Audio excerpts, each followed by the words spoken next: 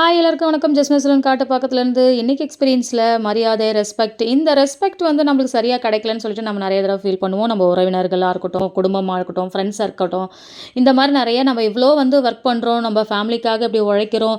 And வந்து நம்ம இந்த அளவுக்கு ஃப்ரெண்ட்ஸுங்கிட்ட ஒரு மரியாதையும் பாசமாக நம்ம இருக்கோம். ஆனால் நமக்கு அது சரியாக கிடைக்கலையே, இந்த ரிலேஷன்ஸ் ஏன் இப்படி இருக்காங்க, நம்மளை சரியாக புரிஞ்சிக்கலையே, நம்மளுக்கு கரெக்டான ஒரு மரியாதையை கொடுக்க மாட்டாங்க அப்படின்ட்டு நிறைய பேர் நம்ம ஃபீல் பண்ணியிருக்கோம். நான் நிறையவே ஃபீல் பண்ணியிருக்கேன்.